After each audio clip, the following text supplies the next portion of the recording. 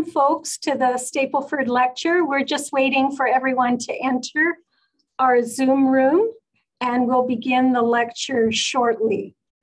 So thank you so much for coming tonight.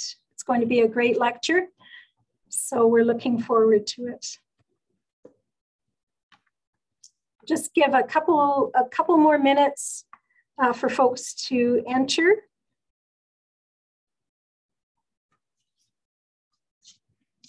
While we're waiting for everyone to enter the Zoom room, I just want to share with you a couple of features on your Zoom screen.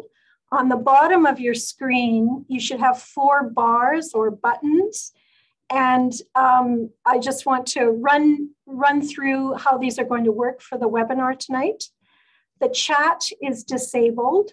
So the main way for you to communicate with the lecture team is to use the Q&A. So if you have any concerns or any questions at all, that's the way you can communicate with us behind the scenes here. And when we come to the question and answer period, that's the way you can ask your questions.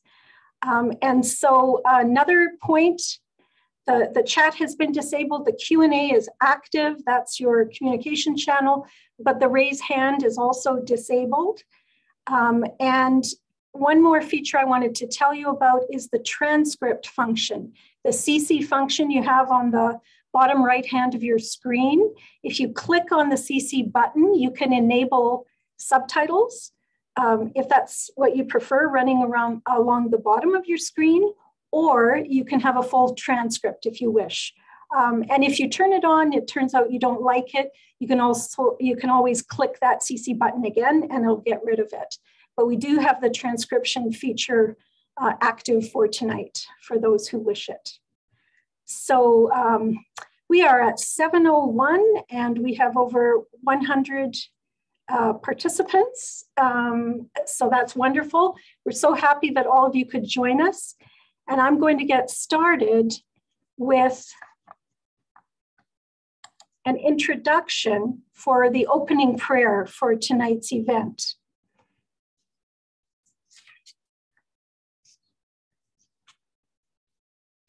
It's my honor to introduce Elder Lorna Standing Ready. Lorna will be giving our opening prayer tonight. And I want to acknowledge that the subject matter for tonight's talk is difficult. And in fact, it may be disturbing. So if any of you would like to have access to a helpline, there is a toll-free national crisis line associated with missing and murdered Indigenous women and girls.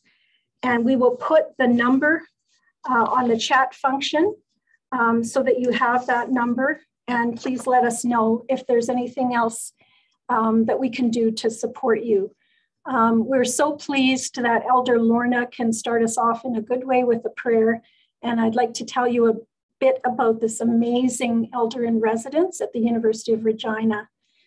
Lorna is a direct descendant of one of the negotiators, Kanaha Chapeo, skillful archer of Treaty 4, and she is the great niece of Chief Pipikasis, son of Kanaha Chapeo. Lorna has been blessed with 6 children and 1 grandson she and her late husband, David H. Acus, raised. Lorna lost her husband in 2004. She has 23 grandchildren and 23 great-grandchildren. She is a 10-year Indian residential school survivor, and she attended 3 Indian residential schools that were managed and operated by the Anglican Church of Canada, the United Church of Canada, and the Presbyterian Church of Canada. Lorna was also a foster child in Froude, Saskatchewan. She has worked in many capacities, from a farm laborer to a research assistant for her Member of Parliament in Ottawa. Lorna has been a volunteer with over 40 organizations in her community: the John Howard Society, Regina Anti-Poverty Ministry, the Regina Action and Education on Child Hunger, REACH, to name just a few. as well as being a board member on different committees and organizations at the provincial and federal level. Today, Lorna is called upon to say a welcome to Treaty 4 territory and a blessing at many events. She has won many awards from the age of 12 years in 1958 for public speaking to just recently receiving a trophy for 20 years of volunteer work from the Regina Education and Action on Child Hunger, REACH. In between, Lorna has won the Saskatchewan Jubilee Award and Queen Elizabeth II Jubilee Award and other awards and scholarships. She graduated with a business administration degree from the University of Regina in 2000, and she is a lifelong learner. Lorna speaks of her reverent connection to the earth, how she starts every morning by going outside and facing east to pray for all my relations, what the Lakota call mitakuya oyasin, prayers and works for justice and mercy woven together harmoniously into a profound interconnectedness. Today, Lorna is a national elder for the United Church of Canada, past leading elder of the All Native Circle Conference of the United Church of Canada, elder in residence here at the University of Regina, elder for the Mayor of Regina, knowledge keeper for Caring Hearts, and White Bear First Nations knowledge keeper with the Treaty Education Alliance of Treaty 4 territory. Lorna was part of the United Church of Canada delegation to travel to Australia to immerse herself with the culture, reconciliation processes, and similarities of the stolen generations in Australia and the Indian residential schools in Canada. We are so privileged to have Elder Lorna standing ready here to open this event. I'll turn it over to you, Elder Lorna, for the opening blessing. Megwich, hi. In our way, a way I was taught, one introduces themselves, but Tony, you've done wonders. I've lived a life, and I've lived this history that we're going to be sharing tonight. And it's very near to my heart because Ina, George, and I have been friends for many years. And it was her daughter, Pamela, that we will be talking about this evening. So, and I talk about different things that I don't experience, but this is one that hits home to me. My name is Notaka Petat Miomaskiki, the Indian way, the Cree way, old woman who brings good medicine. That is my last name that I was given. The first one was Keewatin, Lorna Keewatin, named after the old Keewatin man on my Mushum side, my dad's side. And then I went to residential school. I didn't have a name. I was given a number. Whenever they called, I responded. So, and then when I got married, yes, they changed it to standing ready. It wasn't part of my way, but that's the colonial way. So, and I skipped one. Little jumping deer was what my kokum called me. So I've had 5 names. They all mean something to me. And I'm so thankful that finally, I am Notaka Petat Miomaskiki. And I say it with great respect and humbleness. At one time, I couldn't say it. And I couldn't even talk my language. But it's coming back. It's coming back a little bit. It's suppressed from residential school. But with that little brief introduction, when anyone asks me to say a blessing and a prayer, I don't refuse. But if I can't do it, and because of others have asked me to say a blessing, then I'll explain, but I will pray for them.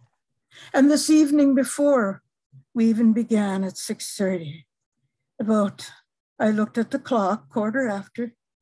I got my smudge out, my smudge bowl, my little black pan, and I used four medicines tonight.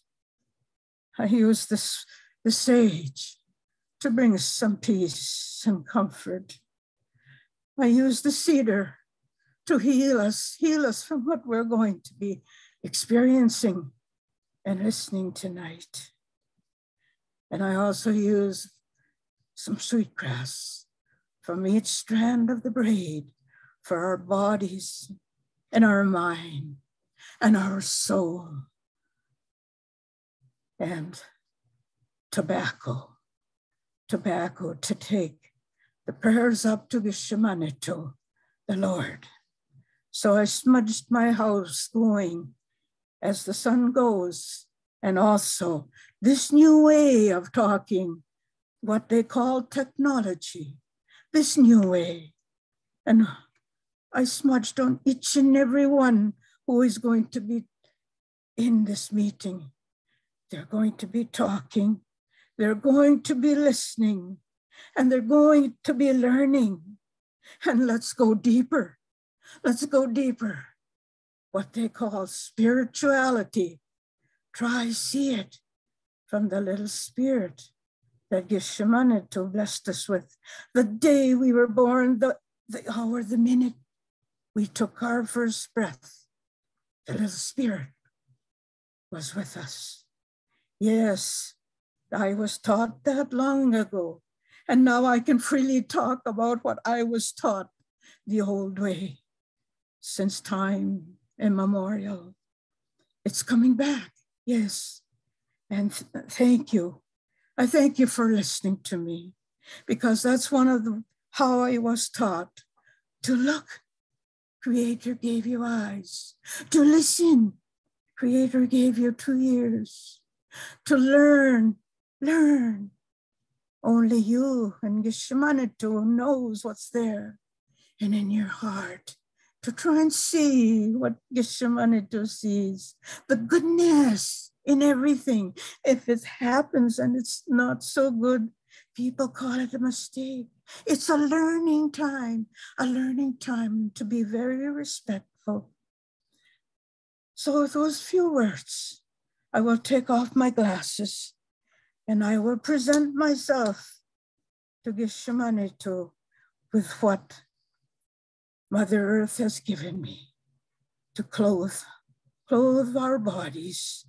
So this is the way I will go. And I have my tobacco in a little red tobacco tie that I keep beside me at my kitchen table.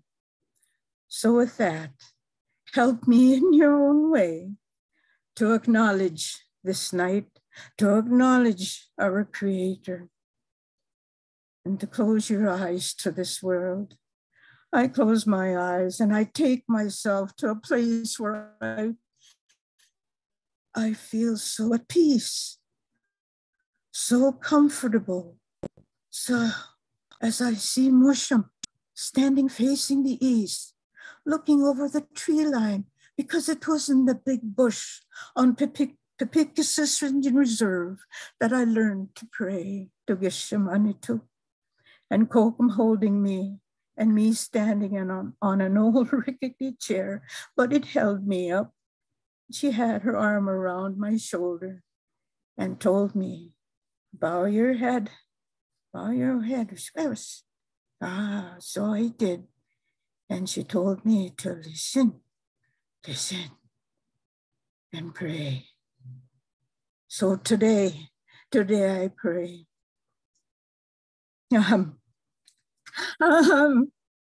Gishamanito, Creator, Maker of heaven and earth and the universe and all that there is therein, we give you thanks. Miigwech for this wonderful day. Miigwech, thank you for all those gathered in this new way to learn from one another and to go on with this great lecture, that we may learn something for the goodness of our society, our community.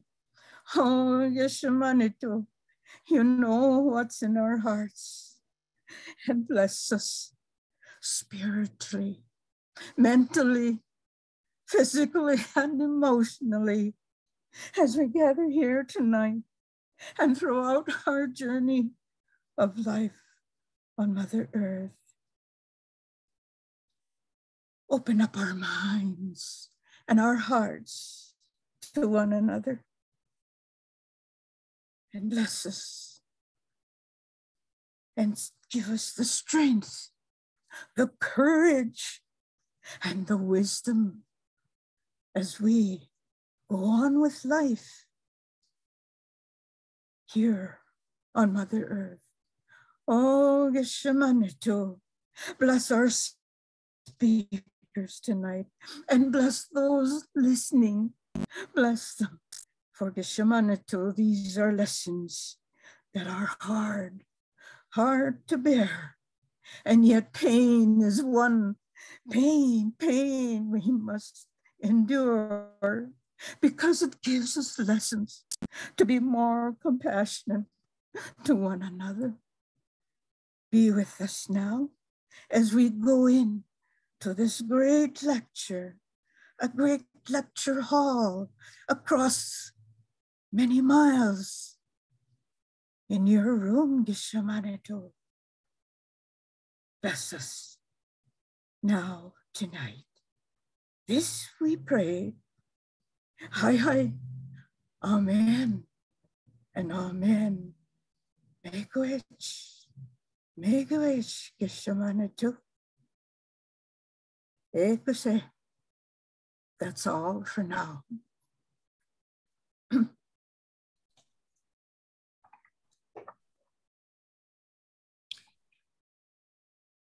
Thank you so much, Elder Lorna, for that beautiful prayer, for starting us in a good way.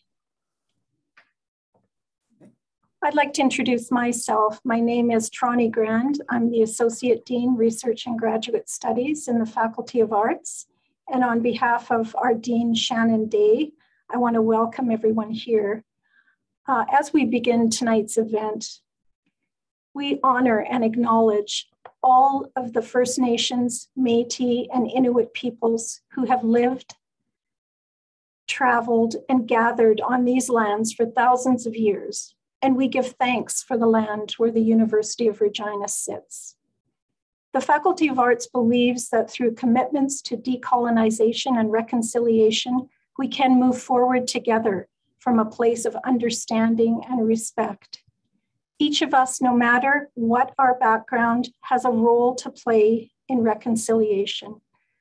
I am of European settler descent, born and raised on Treaty 6 and 7 lands, and grateful now to be living and working on Treaty 4 territory. The University of Regina is situated on Treaty 4 lands with a presence in Treaty 6. These are the territories of the Nahiawak, Anishinaabe, Dakota, Lakota, and Nakota, and the homeland of the Métis Michif Nation. Today, these lands continue to be the shared territory of many diverse peoples from near and far. The Nahiawak originally referred to Regina as Uskana Ka'asastiki, which literally means the place where bones are piled up. This is why Regina's nickname is Pile of Bones. And this is the origin of the name of our current location in Wascana Park. I want to acknowledge that colonial violence continues to negatively impact Indigenous peoples. We recognize that we are gathered virtually in an institution with a colonial history and a colonial present. The Faculty of Arts aims to continually lessen ongoing colonial harms through speaking about them. We hope that the arts public lectures provide one way of building, understanding, and moving forward with the work of truth and reconciliation. The Stapleford Lecture is one way of doing that. And let me tell you about this lecture series. Each year, the Faculty of Arts is pleased to present the annual Stapleford Lecture, funded through the generosity of the Ernest William Stapleford and Maude Bunting Stapleford Lecture Fund. This endowed trust was established by the late Elsie Stapleford in memory of her parents. Elsie's father, the Reverend Ernest Stapleford, was the second president of Regina College, then a campus of the University of Saskatchewan. He is widely considered to be a formative president of this institution because he laid the groundwork for Regina College's transformation into the University of Regina. As an intellectual, an activist, and a great supporter of the arts, Maude Bunting Stapleford was extremely active in the cultural and political spheres. She was an influential voice for expanding legal rights for women and children, and she was involved in various efforts campaigning for legislative reform. Like her mother, Dr. Elsie Stapleford was also a great advocate of children's rights. One of her lasting achievements was helping to create and implement the 1946 Ontario Day Nurseries Act, which served to ensure standards of care, licensing requirements, and government funding to day nurseries and nursery schools, which in turn helped transform the regulation and delivery of childcare in Canada. We gratefully acknowledge the support of the Stapleford family, and we're delighted to have a grandchild, Patricia O'Sullivan, an ancestor of the Staplefords, in the audience tonight. The generosity of the Stapleford Memorial Endowment allows the University of Regina Faculty of Arts to present an annual lecture in the areas that actively engaged the Staplefords: justice, the status of women, the education and care of children, the rights of the disadvantaged, and the history and art of Saskatchewan. Past lecturers have included disability studies scholar, Dr. Nancy Hansen, on disability, art, and activism, Perry Bellegarde, former National Chief of the Assembly of First Nations, with a talk on Indigenous self-determination, and Maclean's Magazine and Globe and Mail investigative reporter, Nancy MacDonald, with a lecture exploring the question, are prisons Canada's new residential schools? Tonight, we're delighted to add Dr. Sherene H. Razack to the list of esteemed speakers. Given the importance of tonight's lecture, we have two University of Regina faculty members who will respond to Dr. Razack immediately after her talk. Beginning with Dr. Raven Sinclair, Professor of Social Work, who has an office on the Saskatoon campus of the University of Regina. Raven Sinclair is Cree, Assiniboine, Saulteaux, Métis, and a member of the George Gordon First Nation of the Treaty 4 area of southern Saskatchewan. She is a direct descendant of two signatories to Treaty 4. Raven's academic interests include Indigenous knowledge and research methodologies, intergenerational trauma and recovery, communication theory and training, and racism and lateral violence intervention. Also serving as a respondent tonight and leading the question and answer period is Dr. Michelle Stewart, Associate Professor in Gender, Religion, and Critical Studies, who also teaches in the Department of Justice Studies. Michelle is an interdisciplinary scholar working with research and evaluation teams at the regional, national, and international level. She focuses on research, interventions, evaluation, and community collaboration in the area of cognitive disabilities, mental health, and racialized inequalities as they present in the criminal justice and child welfare systems, but are traced back to social determinants of health. Michelle was raised as a settler, but her research and community work focuses on the ongoing role of settler colonialism and systemic racism that creates racialized disparities in the justice system, with an aim to decolonize programs and practices. There's a lot of lead up to today's talk. Bear with me, we're getting there. Before I turn it over to Dr. Sinclair to introduce our speaker for tonight, please allow me to say a few thank yous to those who have made this lecture tonight possible. And we have a wonderful team in the Faculty of Arts, beginning with our project manager, Cara Vincent, our our project manager, Milagro Charrier, our communications manager, Cara Vincent, our AV support extraordinaire, Stephen Martin, and certainly last but not least, the Stapleford committee, composed of those faculty members who helped to forward the name of Dr. Razack for tonight's speaker. So with that, Dr. Sinclair, I will turn it over to you to introduce our speaker tonight. Thank you. Thank you. I want to welcome everyone, and it's just a tremendous privilege and honor for me to introduce to you Dr. Sherene Razack. Sherene is a distinguished professor in the Penny Canner Endowed Chair in Women's Studies in the Department of Gender Studies at the University of California, LA. Her research and teaching focus on racial and gendered violence. She's the founder of the virtual research and teaching network, racialviolencehub.com. She's a prolific researcher and writer. And among the many, many books she's written, two that I will mention include this year's Nothing Has to Make Sense, Upholding White Supremacy Through Anti-Muslim Racism, and one that I always keep near me in a bookshelf or on my desk, Dying from Improvement, Inquests and Inquiries into Indigenous Deaths in Custody, that she wrote in 2015. Sherene's the recipient of numerous awards and honors for her writing, and in particular, one that I want to mention is the 2004 award from the Canadian Association of Law and Society Journal for the best article, Gendered Racial Violence and Spatialized Justice, a profound and compelling race and gender analysis of the events surrounding the murder of Pamela George. Through her work, Dr. Razack has provided superb guidance to thousands of students and colleagues by presenting difficult subject matter with skill, tact, and a loving ferocity. So without further ado, Dr. Sherene Razack.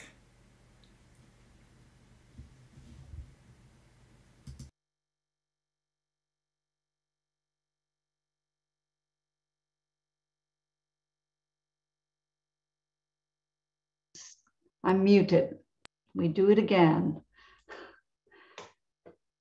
Thank you to everyone. Good evening. Thank you very much for the honor of speaking to you tonight and for the very warm welcome.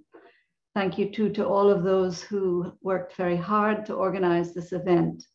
I'm very sorry that this cannot be in person because it's been especially generative for me to speak in Regina on these issues.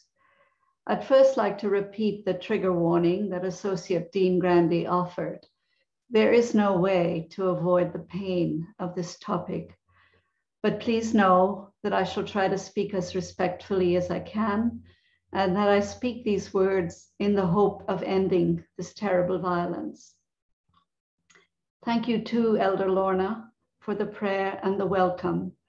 It is impossible to deliver a talk like this and not be aware of whose land the university stands on. Just saying the names and noting the treaties is an embodied lesson in history.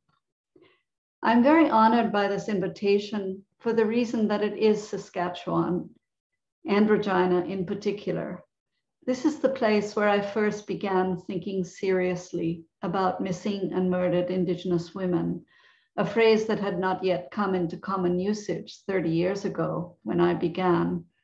It was my good friend, Professor Carol Schick, who I hope is here today listening, who alerted me to the murder of Pamela George, and that began a journey that I'm still on. Forgive me then if this lecture sometimes has too personal a note to it, a story as much about the things that I've learned from Saskatchewan, but also the things I still cannot grasp. I've entitled this talk, Unimaginable Fury, Contemporary White Settler Violence Against Indigenous Women. And I want to begin with the words of the Justices Hamilton and Murray Sinclair, commissioners of the Aboriginal Justice Inquiry of Manitoba in 1991, more than 30 years ago. Concluding their analysis of the murder of 16-year-old Helen Betty Osborne, an Indigenous schoolgirl in Depa, Manitoba, murdered by 4 white men in 1971, that's more than 50 years ago, the commissioners conclude, there is one fundamental fact. Her murder was a racist and sexist act.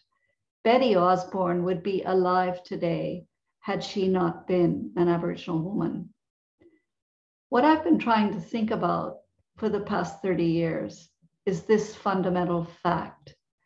Betty Osborne would not have been killed had she not been Aboriginal, an Aboriginal woman. Another fundamental fact is that the commissioners of this inquiry offered the boldest statement in Canadian law to date. We now know, if we did not before the more recent legal events, such as the inquiry on missing and murdered Indigenous women, that the sexualized killing of Indigenous women is widespread. More than 3 decades have passed since the justices declared so unambiguously that what happened to Betty Osborne was due to the fact that she was an Indigenous woman. This fact has haunted me for my entire scholarly career. The often lethal sexual violence that white men direct at Indigenous women, a violence that the settler colonial state often condones through law and policy, is the topic of a book that I'm putting together right now and that I'd like to share with you a little bit. Why this unending violence and terror? What does it do? How is it so vital to settler colonialism? How do we, settler scholars like myself, but also others, name it, analyze it, and above all, work to end it? I'm increasingly troubled by the concepts we use to perform these analytical tasks. They can sometimes operate like Trojan horses, smuggling in more violence, even as they make us feel that we're being more accountable. This book that I'm putting together follows the trajectory of my research over the past 3 decades, with all of these questions and concerns in mind. Before attending to the questions themselves, I'd like to introduce how I've sought to understand the violence that is at the heart of settler colonialism, a violence directed at Indigenous peoples and at land itself and at other racialized groups. A white settler society is one that is established by Europeans on non-European soil through acts of dispossession and conquest. In Dying from Improvement, the book that Raven mentioned, I wrote about the annihilative impulse that is at the heart of settler colonialism. In settler colonial societies, the Indian, a word you should always hear in quotation marks, even if its usage is common, more so in the US than in Canada, the Indian must disappear if the settler is to have Indigenous land, oil, diamonds, and minerals. Both the idea and the reality of the disappearing Indian is a productive one for settlers. Through it, they or we become the original citizens, materially and symbolically. But disappearing the Indian is a complex, multifaceted project. As the Australian scholar Dirk Moses has argued, from time to time, the settler state radicalizes, moving in genocidal moments from assimilation to full-on destruction. I would emphasize that these modes of destruction often occur simultaneously. The multifaceted racial infrastructure of the settler state is designed to disappear Indians in many ways, from the systematized impoverishment of reserves and the maintenance of spaces devoted to letting die rather than making live, to the spaces where violence against Indigenous people occur with impunity, spaces we might call spaces of exception, where law itself declares that law is suspended and will not operate in those places.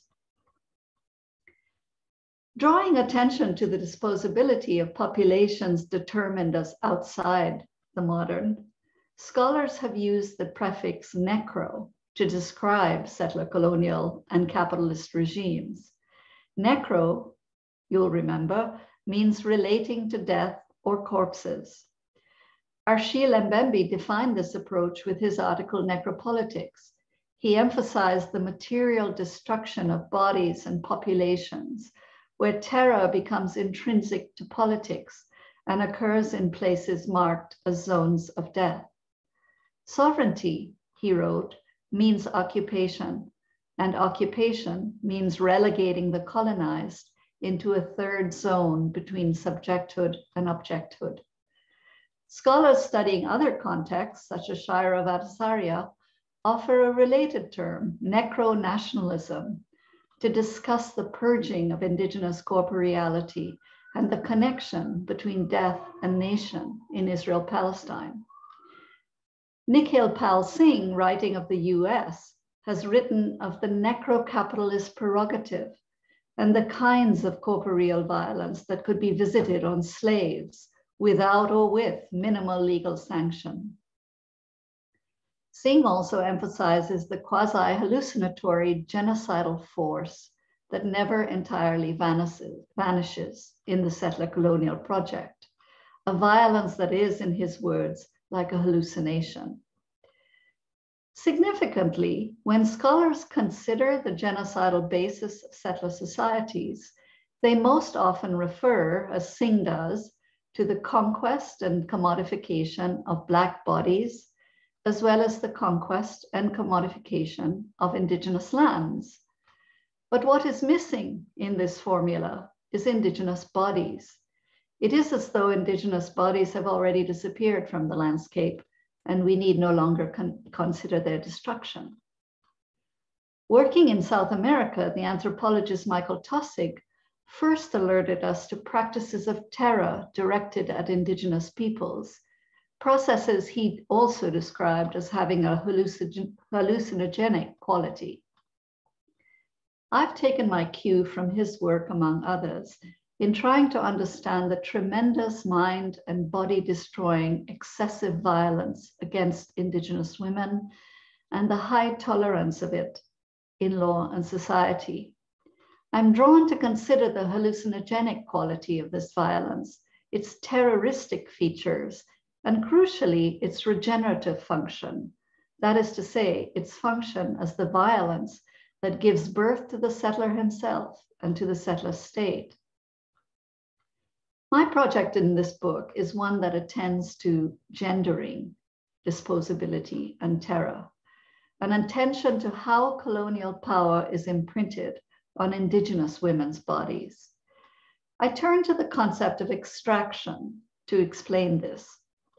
When we think of extraction, we more readily identify macro extractive processes like resource and mineral extraction, ongoing land theft, and so on.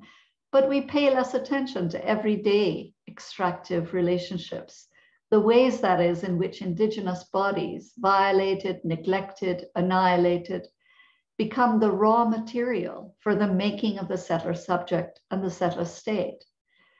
Alan Feldman, writing of the narrative of the body and terror in Northern Ireland, advances the concept that the body is the material from which the state manufactures power. In his words, the surface of the body is the stage where the state is made to appear as an effective material force. The state is present in the way in which killings come to be authorized, minimized, that is, or entirely forgiven in law. There is an infrastructure that enables this to happen, one that is both material, the justice system, and affective, that is to say, an emotional structure in which settler individuals learn to regard and to treat Indigenous peoples necropolitically as a population to be destroyed. When we think of missing and murdered Indigenous women, then, we should think of these necropolitics. The list of missing and murdered Indigenous women continues to grow, the inquiry notwithstanding. Courts are more lenient to people who kill Indigenous women and girls than to those victims who are not Indigenous. And Indigenous women are far more likely to be killed by a stranger than are other women. Yet this is a time that we might call, as Carmela Murdoka does in her work, the age of redress, when in Canada there's been an inquiry into missing and murdered women. Many universities, like your own, announce that they are seriously considering what it means to decolonize the university. Be careful what you wish for, we warn each other, as inclusion, reconciliation, and redress become sites for reorganizing settler colonialism into a more efficient project of accumulation. The bottom line is that the violence continues apace, whether in horrific acts of annihilation or a slow death. And it seems to do so no matter how much we talk about truth, reconciliation, decolonization, and redress. Amidst these new governmentalities, where the violence becomes absorbed in narratives of progress and reconciliation, one figure seems to remain persistently in the shadows: white men who engage in a lethal violence against Indigenous women. It is this figure that most concerns me. It will be impossible to decolonize unless we begin to name and analyze the nature, function, and extent of white men's violence against Indigenous women. We need to understand how what is done to Indigenous women is a very specific violence that supplies the settler and the settler state with power. Emphatically, this is not to say that we should not have a concern with Indigenous men's violence, or for that matter, with violence perpetrated against Indigenous women by men of color. Equally, it is not to say that non-Indigenous women are also sometimes killed, and sometimes in a similarly brutal manner. It is beyond a doubt that all these forms of violence are related, and in tracing their linkages and lineages, we gain insight into how violence against Indigenous women secures the colonial project. In this respect, then, it is not surprising that violence against Indigenous women is the epicenter of settler colonial violence. Today, my project is to focus on white men's violence, not only for the reason that this violence is seldom explicitly named, but because the omission is a dangerous one. When we omit it, we miss something very significant about how settler colonialism is done. When the violence, sexualized violence against Indigenous women occurs in prostitution, policing, the justice system, and in a myriad of everyday encounters, what we will miss if we do not focus on the practices of white men is how the colonial project is made through an aggressive anti-Indigenous white masculinity, a self-making that is accomplished directly on Indigenous women's bodies and that is given social and legal approval. In effect, we will miss the writing of the story of power on the body and on the social body, a lesson we all learn, a lesson about whose lives are valuable and whose lives are not. So let us go looking for the figure of the white man. Let me start with the Missing and Murdered Indigenous Women Inquiry. Like most people, I watched in dismay as the problem of the Missing and Murdered Indigenous Women Inquiry began to be defined early on as a problem within Indigenous communities, You may recall the RCMP-inspired distraction that was circulated with gusto by the Harper government. It was with considerable relief that I saw that the final report of the inquiry put paid to that particular strategy by announcing in no uncertain terms that the oft-cited statistic that 70% of the murders were committed by Indigenous men was not factually based. The report is clear that the focus on the violence committed by Indigenous men feeds bias and stereotyping, encouraging racism without addressing violence perpetrated by non-Indigenous people. I have never done a radio interview or a television interview of any kind without being asked, what about the violence that Indigenous men do? How then does the inquiry discuss white men's violence? In general, we could sum up what the inquiry concludes as follows. There's no reliable estimate of the extent of the violence. We do not know the causes of the violence. There is a demonstrable indifference to Indigenous life. These broad findings were reached through documenting that murders and disappearances are poorly investigated. A great deal of stereotyping of Indigenous women is on evidence. Families are seldom communicated with or respected by the police, and especially so in remote areas. Where the inquiry really comes into its own analytically is when it names what it has been investigating as, I quote, deliberate race, identity, and gender-based genocide. In describing the failure to protect Indigenous women and girls, the deaths of women in police custody, exploitation and trafficking, murders by known killers, the crisis in child welfare, physical, sexual, and mental abuse inflicted in state institutions, and the denial of status and membership for First Nations, the removal of children, forced relocation and its impact, purposeful chronic underfunding of essential human services, coerced sterilizations, and more. All of this list as evidence of genocide. The inquiry takes a bold step, opening the conversation that I very much want to have, a conversation that I believe was inaugurated by Hamilton and Sinclair. This is all happening because the targets of this violence are Indigenous women. Although I might have wished for more plain speaking from the inquiry, their position is nevertheless a clear recognition that the goal of all this violence is the elimination of Indigenous peoples and the control over Indigenous land and people. In fact, the inquiry says just that, putting it all down to colonialism and its, and I quote, presumption of superiority. Again, while I wish that this had been explicitly named as white supremacy rather than a vague sounding notion of superiority, mentioned without the word white in front of it, what is being recognized here is a project of annihilation. Genocide is the root cause of the violence. Genocide, if I may edit the sentence, is the goal. Judging by the furor that the inquiry's description and analysis provoked, this was surely its shining moment. Genocide is a big word, and it is usually associated only with the Holocaust of Jews.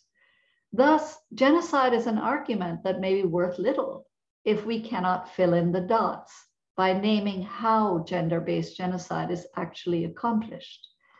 In effect, we still need to track the violence as a story of settler and state power written on the body, and we need to call it for what it is, white supremacy enacted on the bodies of the colonized.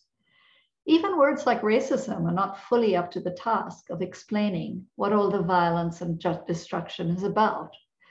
This is my goal, and it has proven to be one that is elusive, not only for myself, but for many others. We can look to the inquiry for some signposts of analysis. Although the inquiry is restrained, it is clear in discussing white men's violence. For instance, the inquiry puts on the official record that the squaw stereotype refers to Indigenous women as hypersexual, a characterization that has enabled white men to be excused for sexual violence towards Indigenous women. Given gesturing to the historical record, the inquiry notes that police officers raped Indigenous women with impunity, and that the killers of Indigenous women engaging in sex work were typically never called to account. Here, the Johns are not specifically racially characterized, but we can guess from the historical context that the men are white. And even when they are not white, all are embroiled in a sex industry that is very central to white supremacy and racial capitalism.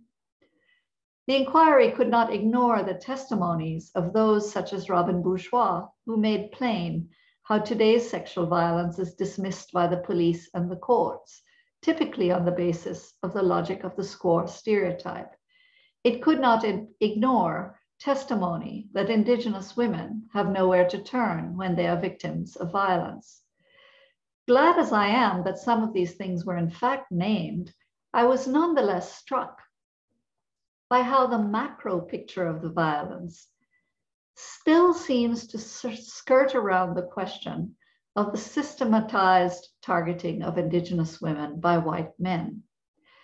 The problem is not only that white men's violence is seldom explicitly named as white violence, but also crucially that we analyze this violence too often as a pathology, an exceptional event, and not in fact as a structural and systemic violence. This is the same problem that the Black Lives Matter movement had regarding the violence against Black people, the burden of explaining that this is not random, but structural. The words and concepts that we use cannot always carry the full weight of the violence, its historical legacy, and the afterlives, both of the transatlantic slave trade and of Indigenous dispossession. One place where we might expect a more forthright discussion of the violence that white men do is in the context of resource extraction, which is really the heart of the colonial project. Here, inquiries and reports often succeed better than when other contexts are discussed. Although white men are not often explicitly mentioned, we do find terms that offer clues as to what kind of encounter is unfolding. The term transient worker, for example, is used to refer to the workers of mining camps who engage in high levels of sexual harassment and violence. There is a section of the inquiry report entitled Deeper Dive, Resource Extraction Projects and Violence Against Indigenous Women, where the relationship to violence is explored more thoroughly. We learn of the male construction workforce leading to the sexual abuse of Indigenous women. The inquiry spoke of construction workers, getting them inebriated and then taking advantage of them. People spoke of witnessing rape and being unable to interfere. Some spoke of instances of institutions intended to protect people, particularly the Royal Canadian Mounted Police, brutalizing men, permitting the exploitation of women, and failing to take local complaints seriously. There is, too, a culture of impunity. One retired Aboriginal support worker summed it up best. Racism in the oil patch is sometimes obvious, he said, but most of the time it is very subtle. Perhaps because of this and other factors, there's an assumption that if you're an Aboriginal woman, you're an easy lay. Some oil patch men prey on Aboriginal women, and I suspect this racial attitude plays an important part. Well said.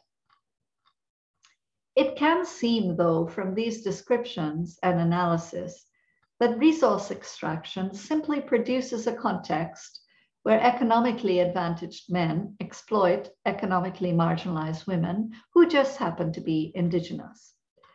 If I'm dissatisfied with this description and analysis behind such statements, it is because it does not prompt us to reach the same conclusion as the Justices Hamilton and Sinclair did.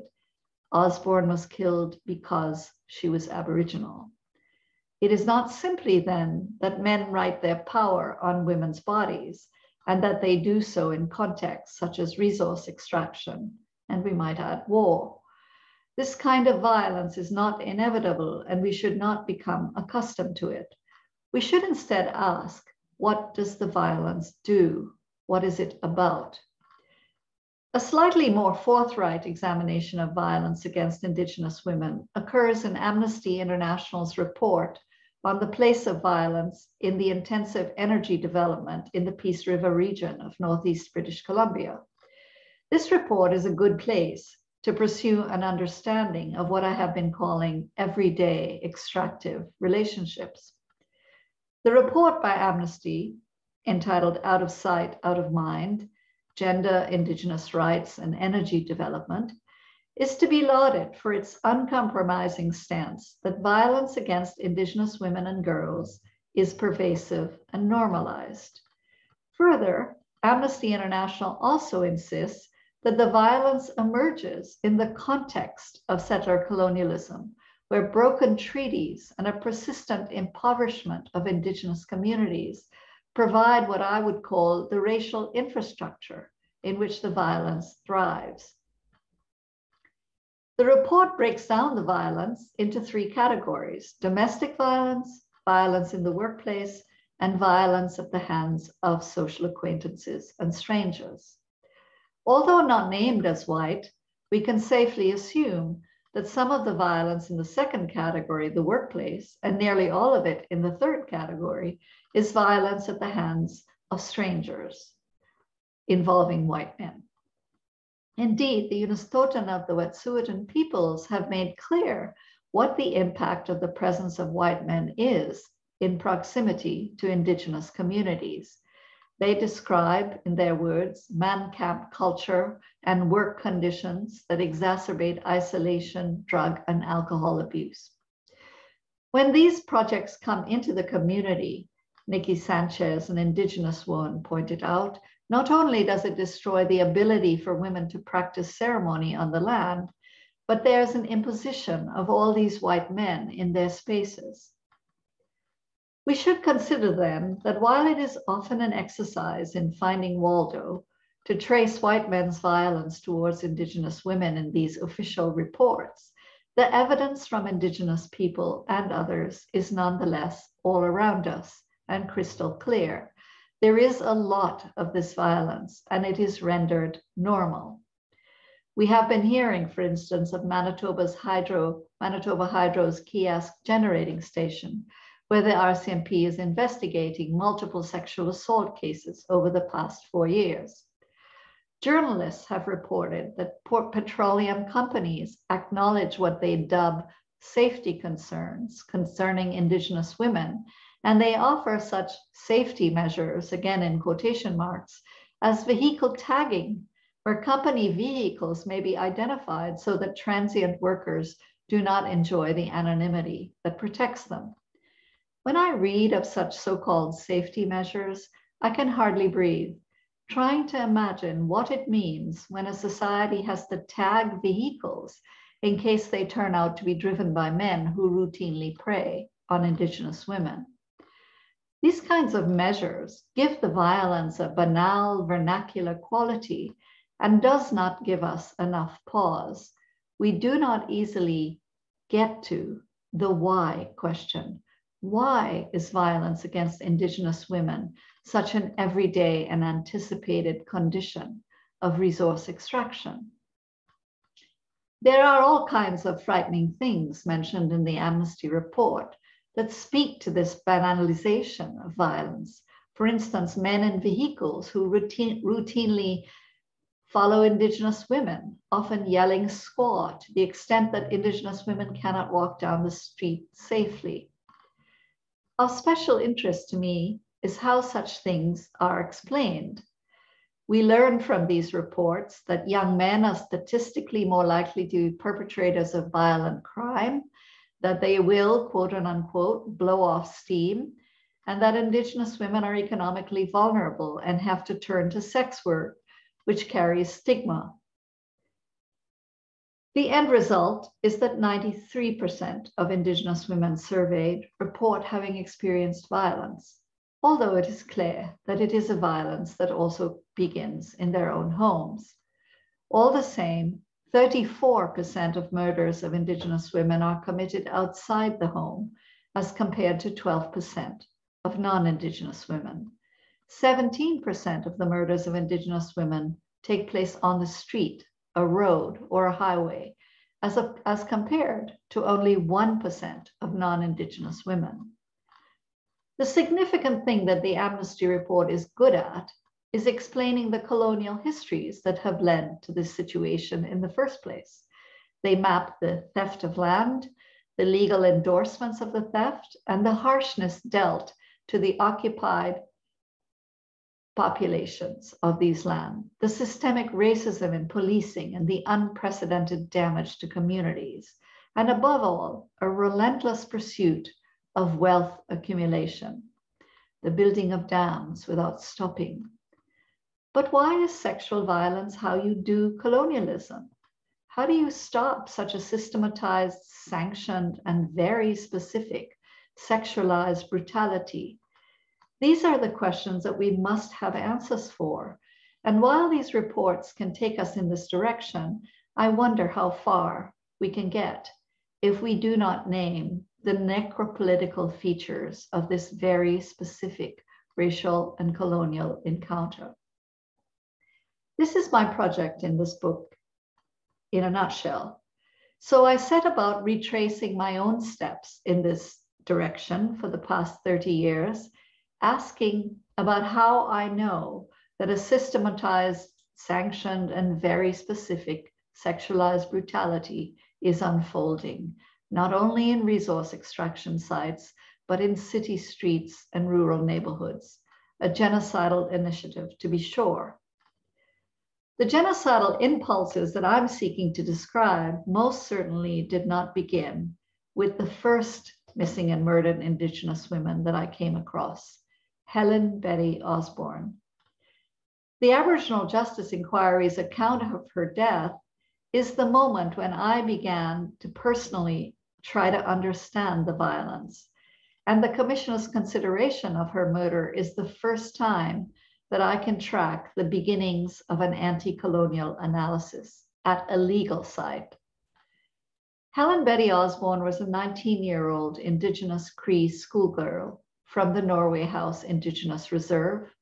She was abducted and brutally murdered near the town of Dapa, where she attended school in 1971. 4 white men were involved in her death, and it was not until 1987, 16 years later, that one of them was convicted for her murder.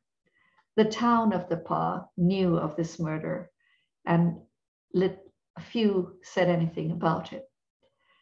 I came to know about Osborne's brutal murder through the AJI, and the conclusion that Betty Osborne would be alive today had she not been an Aboriginal woman is one that remains unique and remarkable in my research.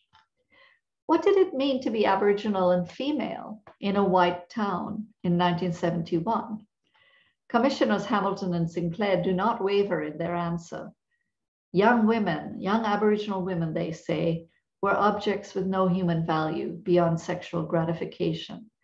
And they insist many white people shared in this belief, acted upon it, from preying on Aboriginal girls and women to endorsing and approving of these pursuits to protecting those few who were held to account. If the report on Betty Osborne's death betrays any uncertainty, it is how to understand the behavior of the white collective. This is a phrase that I'm borrowing from Leslie Thielen Wilson, but which the commissioners themselves did not use. It is a phrase that I would recommend for its capacity to fill out the picture of gender-based genocide and to emphasize that it is collective.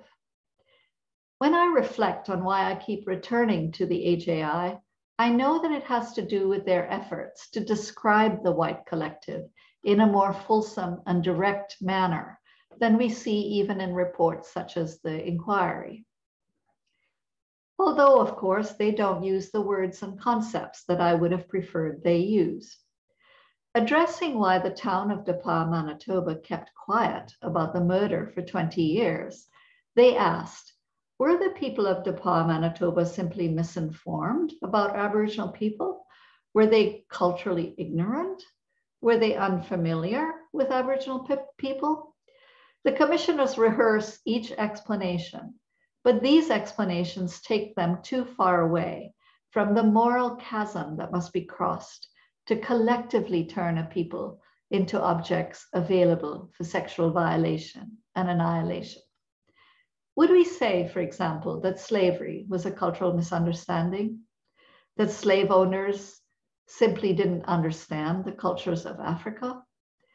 Most of all, whether viewed as cultural misunderstanding or racial prejudice, as the commissioners did, neither explanation connects the violence of the settler collective explicitly to land, and neither helps us to make sense of the extraordinary violence that is visited on Indigenous women's bodies. Notwithstanding this telling inability to understand white collective behavior, the commissioners do not abandon their insistence that Betty Osborne's murder must be understood within the context of a colonial society. So let me offer you a checklist of the components of their anti-colonial analysis, which is where I believe we should all start. The first thing the commissioners do is begin with a map. The identification of Betty Osborne's fate as one tied to her Indigenous status, and the commissioners' attempt to consider a collective racism compel us as much as it did 20 years ago. The glimpses they offer of an apartheid-like settler town and their own measured attempts to name the violence of an ongoing colonial situation compelled me to examine the histories and geographies of settler violence, and specifically its gendered aspect. Although unwilling or perhaps politically unable to use words such as settler colonialism and sovereignty, retreating instead to explanations for violence as originating in prejudice and unconscious racism. Today, some people retreat to the idea of hate. The commissioners nevertheless articulate the connection between racism, sexism, and the racial divisions and history of a settler town.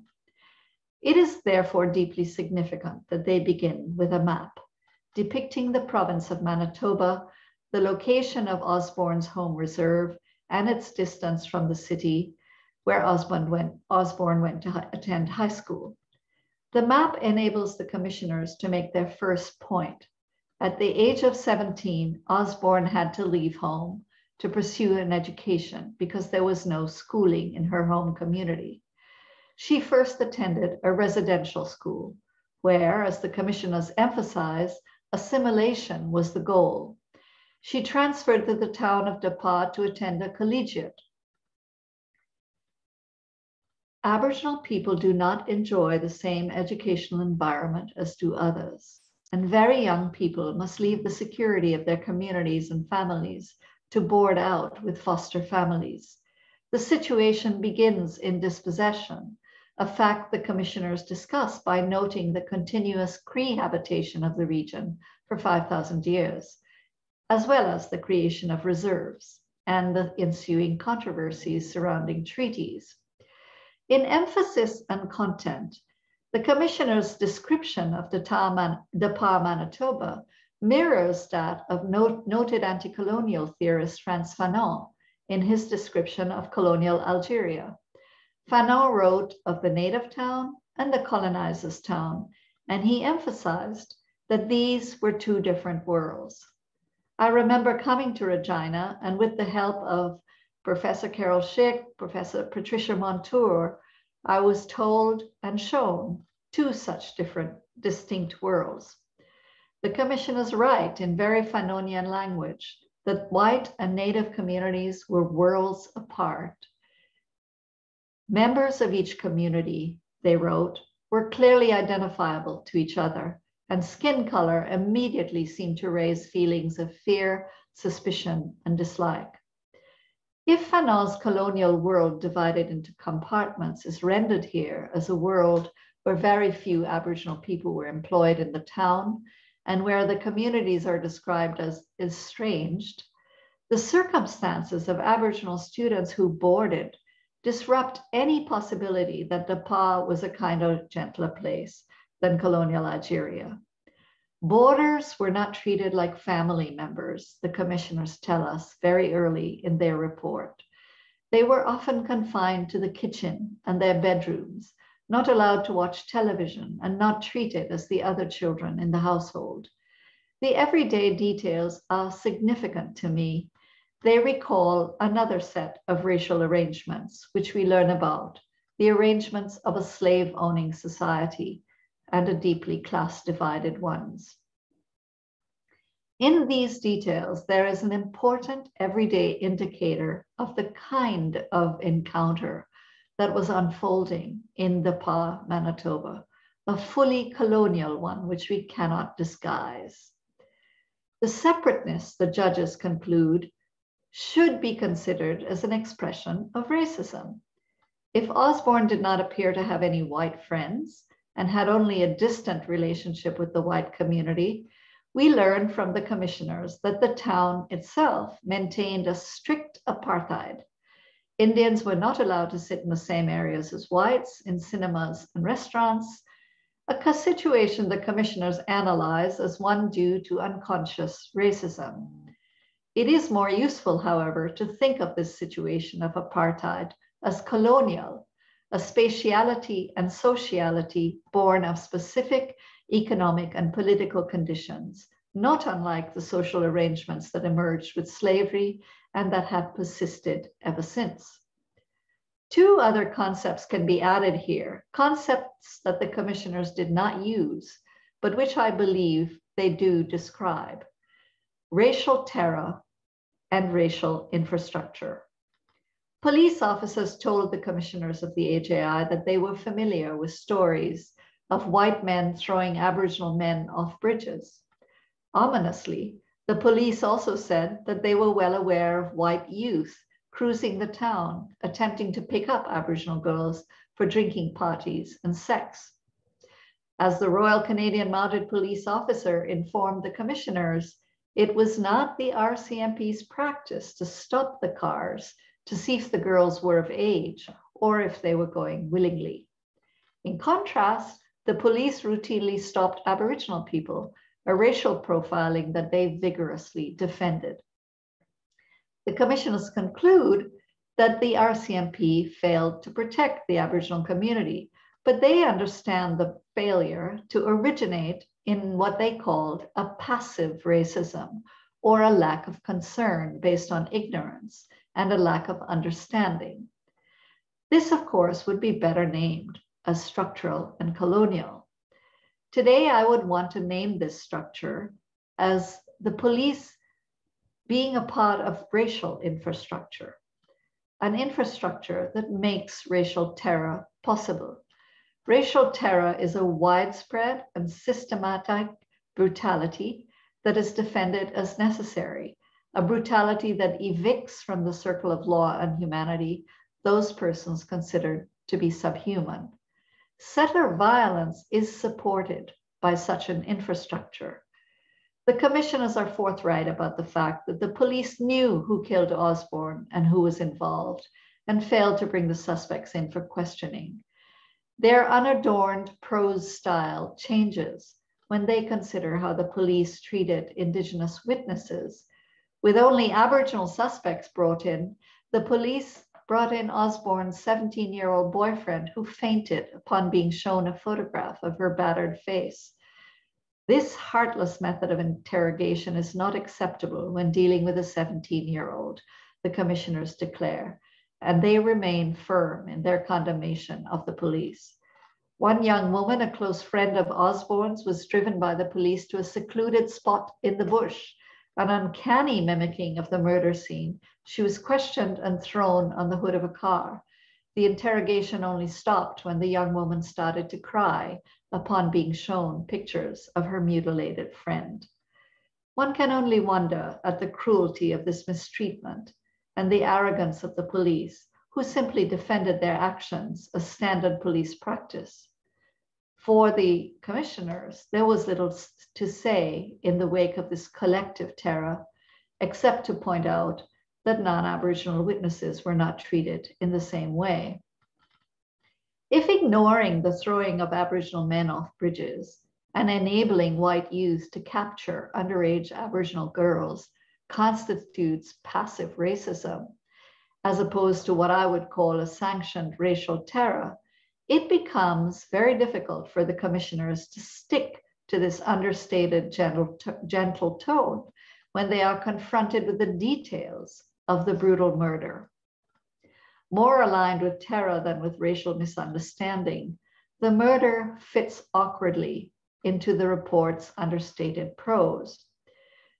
We often see the kind of sexual violence that was meted out to Betty Osborne, a violence so savage that the commissioners were compelled to comment that it was driven by some unimaginable fury. It is this fury that I cannot get out of my mind, and it is the reason that I want to title my book Unimaginable Fury. We should focus on the white collective. Very few individuals were aware of Helen Betty's murder, who were aware of Helen Betty's murder, behaved ethically. Witnesses did not come forward. White lawyers, some with high-ranking positions, were part and parcel of the effort to ensure that the middle-class James Houghton, one of the killers, was acquitted and not charged as an accessory. There were no Aboriginal persons on the jury. When rumors flew through the town, Aboriginal people were not privy to them, and no white people who heard them were sufficiently outraged to do something about it. Clearly, the commissioners write, to the people of Dapa, Osborne was not the girl next door. She was Aboriginal in a white town, and even though she lived in Dapa for 2 years by the time she was murdered, she was a stranger to the community, a person almost without identity. Those are the commissioner's words.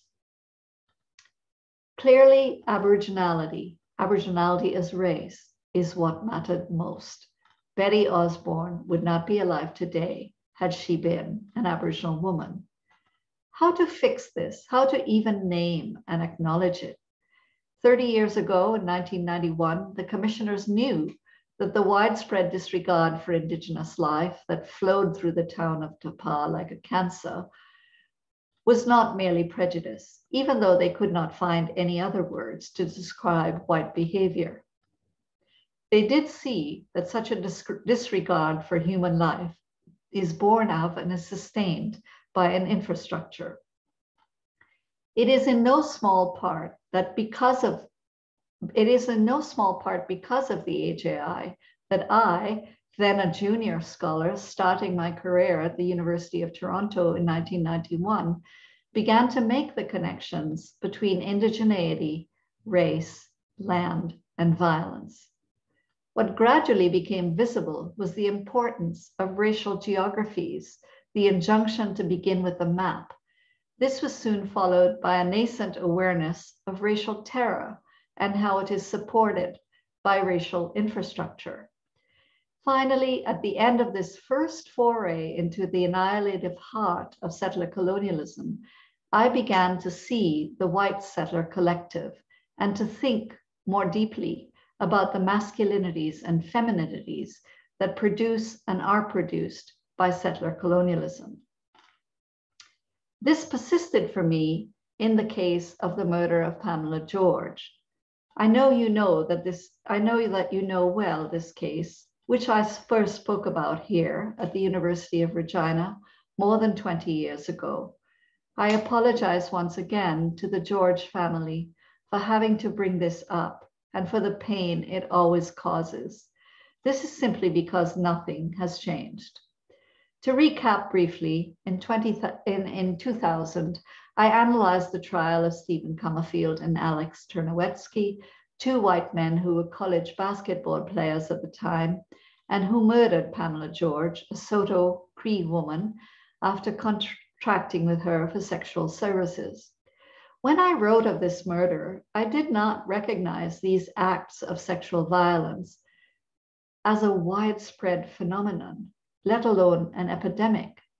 Even though wherever I went to speak, Indigenous men and women would approach me and relate, as one woman did here in Regina, that 3 of her sisters had died this way. If that woman is listening, I would like to say that your words remain significant to me 2 decades later, and I thank you for speaking to me that day. It marked a turn in my thinking. I will admit that I felt panicked after her words, unequal to the task, and wondering what an armchair non-Indigenous scholar based in Toronto could ever grasp. It would take me a few years to walk down this road. Yet Indigenous women have long known that there is a widespread sexual brutalizing and a racial infrastructure that supports it. When I followed the AJI's approach, I first asked what brought Pamela George and her killers to the encounter that night. In the case of Pamela George, extreme poverty and a desire to feed her children pushed her onto the stroll that night. It is equally important to ask what brought the 2 white men to the stroll. Pamela George's killers knew themselves as entitled to her body, not so much for sex, as for the opportunity to practice a brutality that is unmistakable. White middle-class college students from the white suburbs, the beneficiaries of all that impoverished Pamela George's community, these 2 white men nevertheless found it necessary to leave the spaces of their white middle-class homes and classrooms and to go downtown to seek what they and their friends called an Indian hooker. What does the violence do? I suggest that the violence establishes, as perhaps nothing else can, that white men have an unquestioned right to go anywhere and to do anything, but especially to the bodies of the girls and women of the colonized. This making of the white masculine self as dominant entails and requires a writing of power on bodies. Significantly, the sex suggests that what is taking place is a colonial encounter of the most intimate kind, a marking of the body of an Indigenous woman as territory. Understanding the sexual violence and terror of this kind of colonial encounter is the biggest challenge I face. Far too many scholars still see this kind of violence as simply sex gone wrong. Sex work is naturalized here as simply work, even when it is conceded that it is dangerous work that only desperate women do. I find it very hard to indulge in these generalities, and I have often been criticized for it. The violence is also repeatedly disavowed, which is why I think it is important that we name it outright as colonial violence. The murder of Pamela George surfaces on my email every few years, revealing that at the heart of the murder is a colonial violence that never goes away. You will be familiar with some of these moments. For example, in 2014, it came to light that Alex Czernowetsky, while a student at Ryerson University, made a film entitled Tree Plant Land, and he sought financial support for a launch from Pacific Western Brewery. He obtained some support, and the brewery's decision came under scrutiny when one of its blog writers wrote, "Happy New Year, we hope everyone got a nice buzz and didn't accidentally kill any hookers this time." Significantly, the blog writer claimed not to understand why his innocent comment was read with such sensitivity, and the brewery owner maintained that he did not know who Czernowetsky was. The response on social media to this situation included critics of the brewery, but it also included comments such as, "It's a terrible thing to kill someone, but hookers know the risks and they choose to do it anyway." Canadian society seems to feed continuously on the genocidal violence against Indigenous women. In January 2020, Pamela George was again a subject in my email. I was not surprised, although intensely dismayed, at the furor that erupted when a noted poet and university professor, George Eliot Clark, was invited here to give a prestigious lecture on poetry and truth and reconciliation. And he suggested that he might read the poetry of a man he had mentored for years, who was a brilliant poet. That man was none other than Stephen Comerfield, who now goes by the name of Stephen Brown and who lives in Mexico City. Criticized for his inclusion of Comerfield's poetry, Clark accused his critics of organizing a lynch mob and of possessing vindictive feelings towards Comerfield. To me, it became clear that one thing that did not stay in focus, either for Clark or his supporters, was the extent and pervasiveness of violence against Indigenous women. I think that this moment is highly instructive. It reveals the enduring fault lines of settler colonialism. What Comerfield and Turner-Wexley actually did that April night in 1995, when they beat up and killed an Indigenous woman and later boasted that they had killed an Indian hooker who deserved it, remains in shadow as we contemplate forgiveness and reconciliation. We have a settler collective that keeps insisting that we just move on. It is deeply instructive how hard it is to keep someone else's suffering on the same map as our own privilege. The murder of Pamela George took place in the context of what is widely called sex work, and it is this context that enabled the court to reduce the culpability of her killers.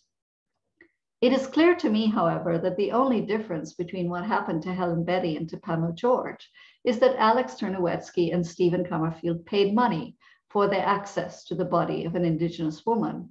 But in each case, sexual brutalizing of an Indigenous woman was both the purpose and the outcome, the necessary ingredient in the making of settler masculinity. I do not want to forget this, purpose and outcome, even as we are continually inundated by cover stories about men needing to buy sex, about the world's oldest profession.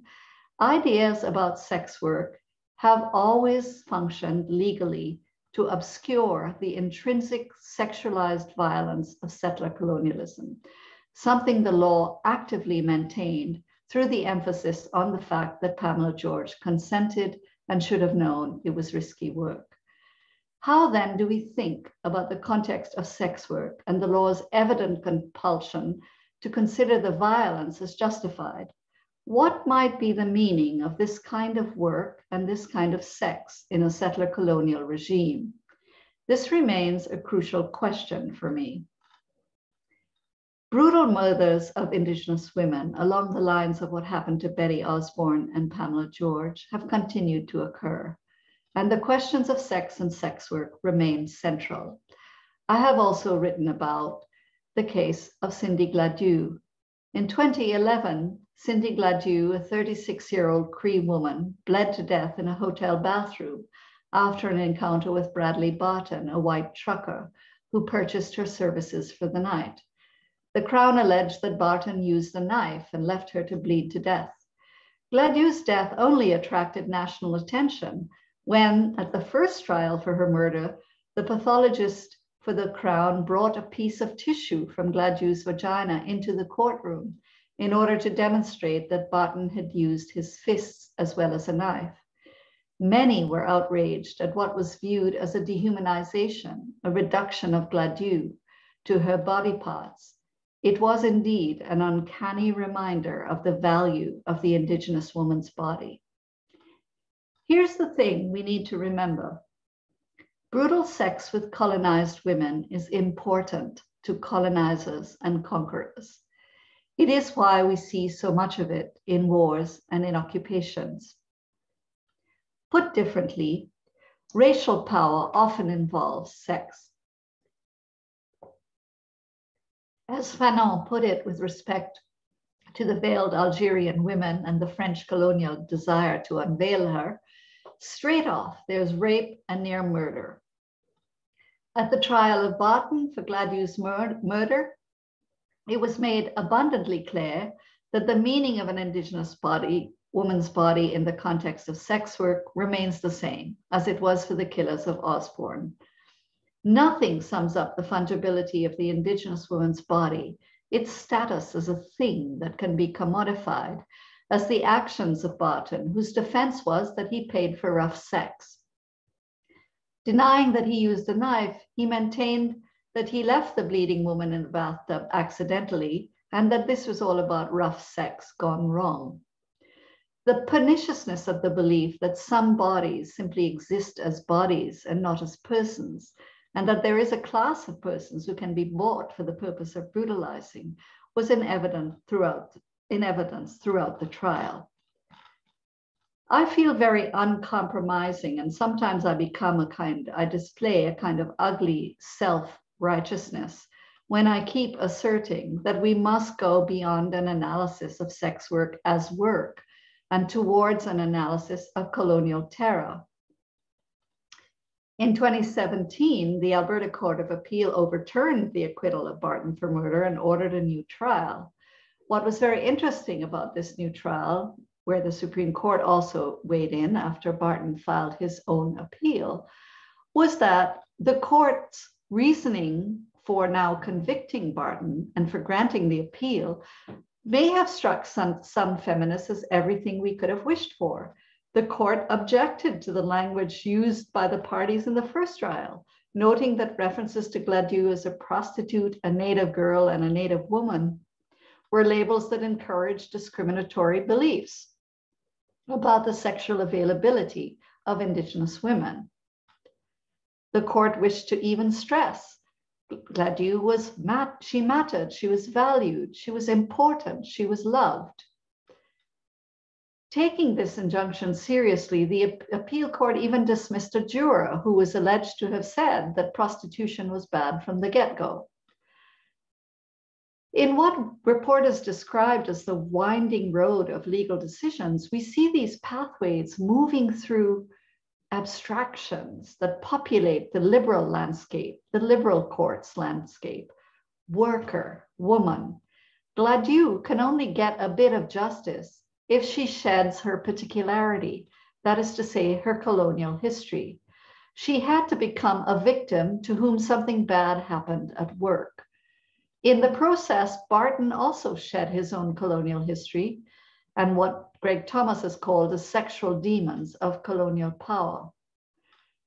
The insistent purging of sex, prostitution, and coloniality and their interconnections from the story were apparently meant to offer Gladu a dignity that was absent from the first trial, but they made it possible for her to disappear once again from the legal landscape, transformed once more from a person into a vagina for rent. Barton's unimaginable fury, expressed in repeated and violent thrusting, if not with a knife, were understood simply as the actions of a bad John, whose lack of compassion for a bleeding Gladu deserved sanction. The liberal promise of inclusion is only made good if we can see Cindy Gladu as the victim of a callous man, a man who practices bad sex. There can be no discussion in this kind of courtroom of the genocidal force and unimaginable fury exhibited in that room. How far have we come from one trial to the next in naming and confronting genocidal and unimaginable fury? Do we call this sexual violence waged against Indigenous women? Do we say it is sex work gone wrong and leave it at that? Is Barton's sexuality a sexuality that is organized and sustained in service of colonial racism? Is there an in-between analysis for this, one that is more nuanced than my tone would suggest?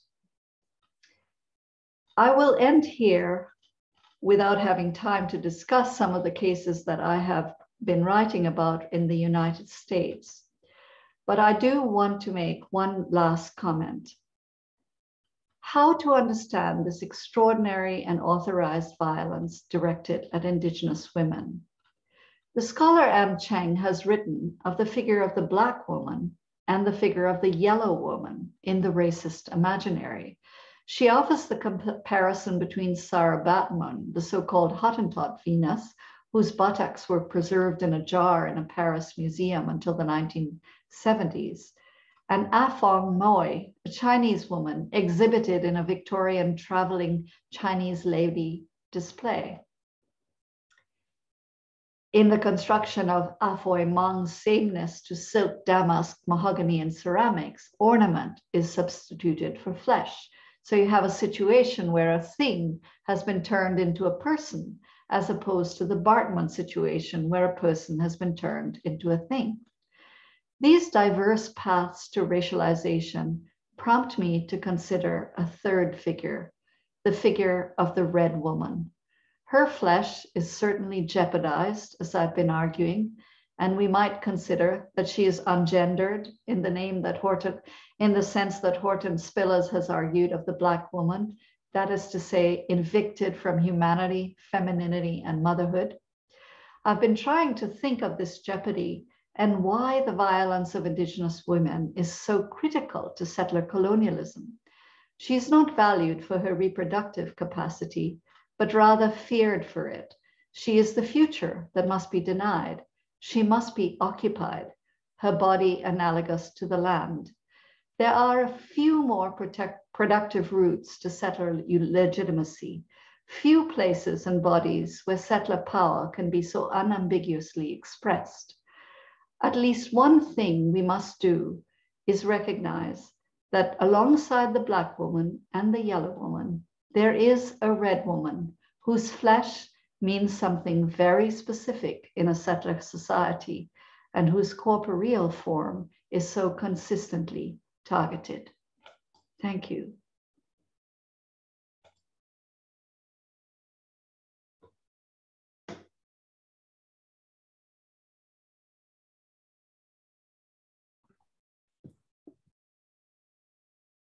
Trani, were you going to introduce Raven then to speak? I think Raven. Yes, sorry. Thank you so much, Dr. Razack, for that very moving, I must say, talk. And we really appreciate your insights, and we appreciate the sneak peek at your book in progress. We look forward to the completion of that. Yes, so I will turn it over to Raven for a response to the talk, a brief response, and then from there over to Michelle, who will lead the question and answer period. Thank you. Thank you. The silence at the end there, I think, was just a collective overwhelm at the brilliance of your talk, Sherene.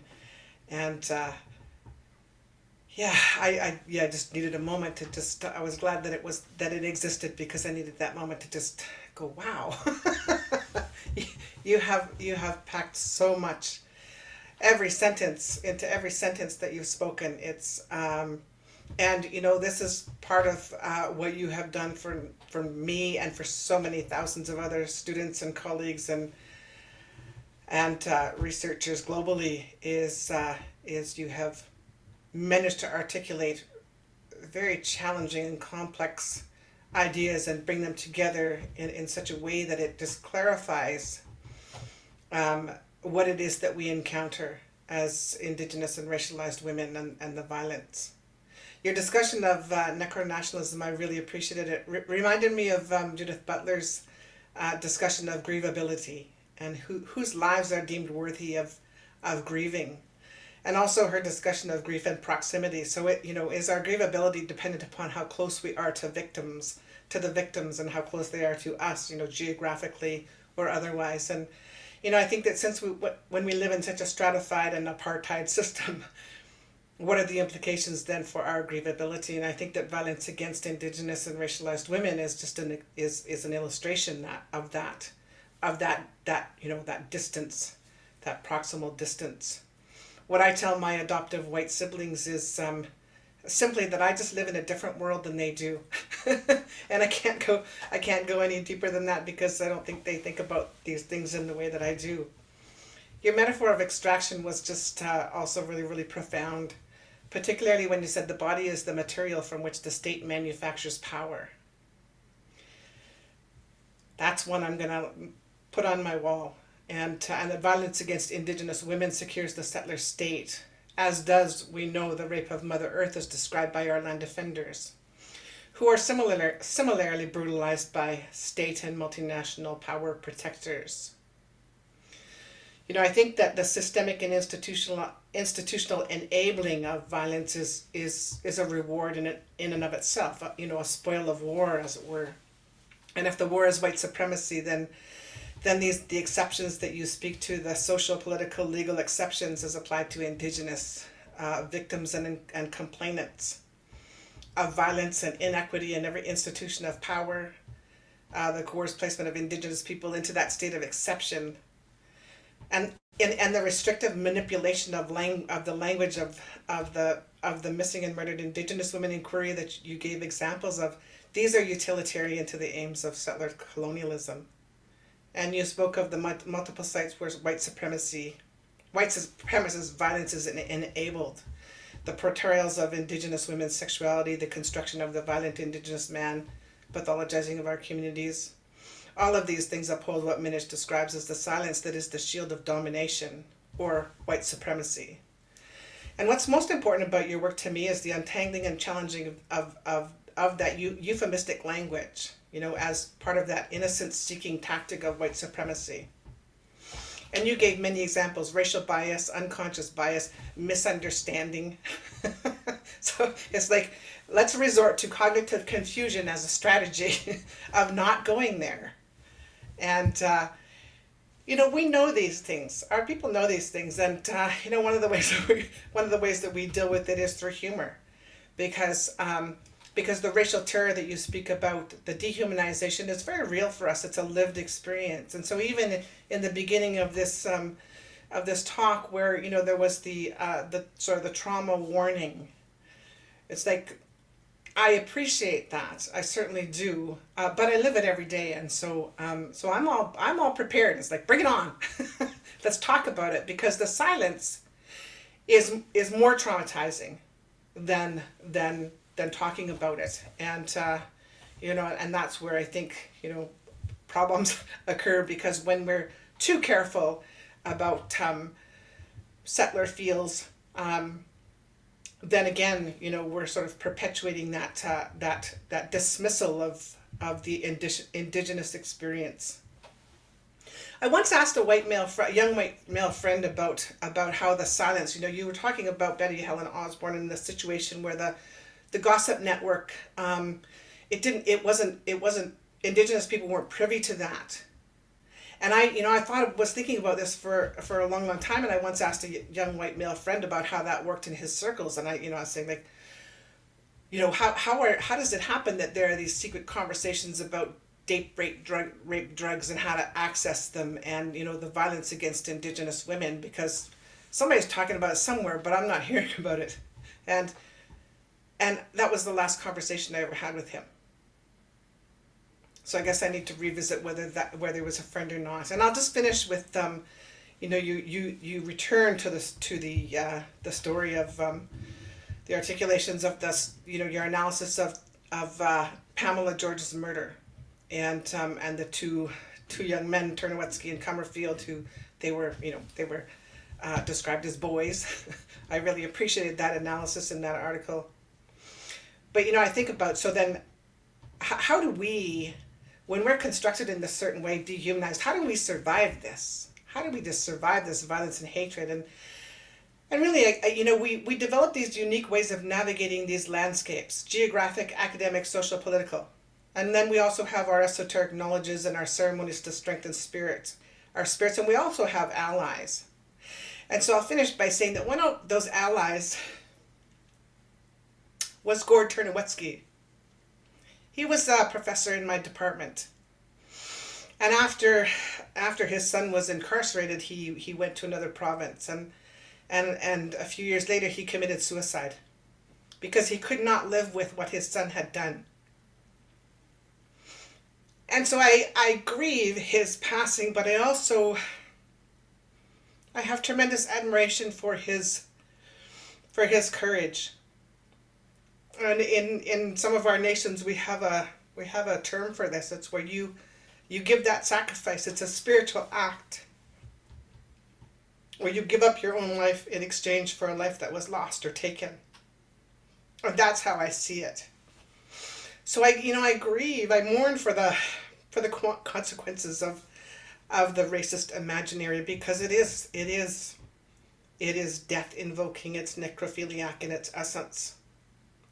But I do rejoice in our collective insights and the anticipation of this, collective dismantling of that normative violence through the work of people like you, Sherene, because you pave the way, because you're unrelenting, you're fierce, you're so courageous in speaking out about these issues and just teasing out the nuances of violence against Indigenous women, gender and racialized violence, and you have my highest respect, and I speak for so many other people, so many thousands of other people when I say that.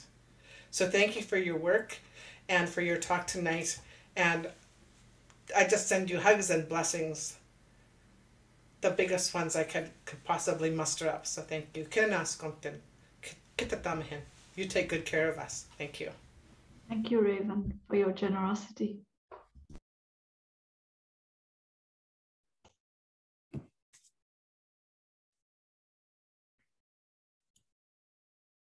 Thank you, Raven. I'll keep my comments fairly brief this evening, and hopefully folks can hear me. I'm having some internet flickering. I just wanted to start off, trying to speak after Raven, echoing many sentiments. I think what I would do is just maybe offer a few additional comments. So thank you, Sherene, for your comments this evening. Thank you for once again bringing yourself into Regina and having conversations with us here, and as Lorna pointed out, across all of these miles and distances. Feel very privileged to be in the conversation today. I am going to speak and position myself as someone who was raised as a settler. I direct my comments in that way as well. I think that something that is very helpful and continues to be the case is Sherene's ongoing commitments to not only pushing theoretical conversations, but presenting us with stories and ideas and ways to think about how we do this work together. And it's that dismantling that Raven was speaking about. And it's the undoing that we've been talking about for some time now as we listen to Sherene, not only walk through the work she shared with us over the years, but introducing the new work that's forthcoming. I get shivers when I was listening to Raven start the introduction. My first introduction to Sherene's work was actually the book, Dying from Improvement. It directly informed how I understood how to go into an inquest and walk beside families. Yeah, right. This is a book that guides my classes. This is a book that undoes students' minds, no matter their social location. It's a book that takes apart the settler state brick by brick and then reminds us the role that we sit in. All of us sit in it differently. All of us are implicated inside of it, but it gives us also an understanding of what the settler state looks like in practice. And so, we can think about all of the theoretical interventions, the way that you can seamlessly manage to put together a conversation where you're weaving together, Foucault, Taussig, Membe, Feldman, and the list goes on and on. The thing that ultimately I see in your work regularly is not only what I can do in the classroom, but how it informs grassroots organizing. And today I just want to pull a couple of the comments that you made forward. You talked to us about the layers of violence, this hallucinatory capacity that Taussig points us to, but you undo it further for us, talking about the ways in which it's regenerative, generative. It's also terroristic, that it bursts and rebirths, not only itself, but its foundations, which is white supremacy. And that you give us the language and remind us that it's a language we must be using, not choosing these other languages that sometimes are languages of privilege. Unconscious racism. Didn't mean to do that. Intention, not what I meant to do. We have this unimaginable fury that you offer us. And I read the title in twofold. The unimaginable fury that we continue to see, the unimaginable fury that you talked about when we think about Cindy Gladu. And it ripples itself when we think about unimaginable fury. What are we doing with the fury? based on our own social locations? How do we understand our acts? As you point out, we can maybe fall into participation traps. We have to know how we're acting.